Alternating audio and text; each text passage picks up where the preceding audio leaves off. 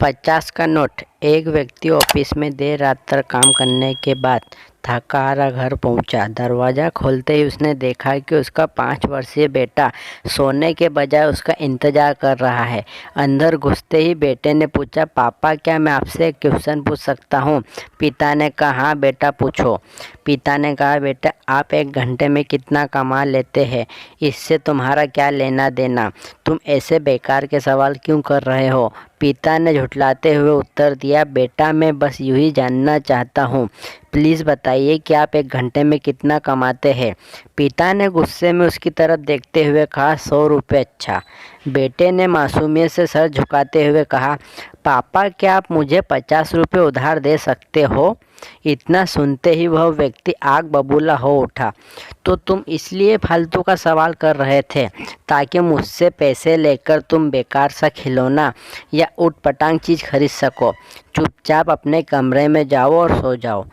सोचो तुम कितने सेल्फिश हो। मैं दिन रात मेहनत करके पैसे कमाता हूँ और तुम उसे बेकार की चीज़ों में बर्बाद करना चाहते हो।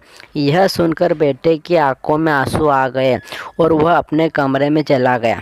व्यक्ति अभी भी गुस्से में था और सोच रहा था कि आखिर उसके बेटे की ऐसा करने की हिम्मत कैसे हुई। पर 1 आध घंटा बीतने के बाद वह थोड़ा शांत हुआ और सोचने लगा कि हो सकता है कि उसके बेटे ने सच में किसी ज़रूरी काम के लिए पैसे मांगे हो, क्योंकि आज से पहले उसने कभी इस तरह से पैसे नहीं मांगे थे। फिर वह उठकर बेटे के कमरे में गया और बोला, क्या तुम सो रहे हो? जवाब आया नहीं। मैं सोच रहा था कि शायद मैंने बेकार में ही तुम्हें डांट दिया। दरअसल दिन भर के काम में मैं बहुत थक गया था। व्यक्ति ने कहा, आई एम सॉरी, ये लो अपने 50 रुपये। ऐसा कहते हुए उसने अपने बेटे के हाथ में 50 का नोट रख दिया। थैंक यू पापा, बेटा खुशी से पैसे लेते हुए कहा और फिर वह तेज़ी से उठकर अपनी अलमारी की तरफ गया। वहाँ से उसने ढेर सारे सिक्के निकाले और धीरे धीरे उन्हें गिनने लगा। यह देख व्यक्ति फिर से क्रोधित हो गया। जब तुम्हारे पास पहले से ही इतने पैसे थे तो तुमने मुझसे और पैसे क्यों मांगे? क्योंकि मेरे पास पैसे कम थे, अब पूरे हैं। बेटे ने कहा, पापा अब मेरे पास 100 रुपये हैं। क्या मैं आपका 1 घंटा खरीद सकता हूँ? प्लीज़ आप ये पैसे ले लीजिए और कल घर जल्दी आ जाइए। मैं आपके साथ बैठकर खाना खाना चाहता हूँ।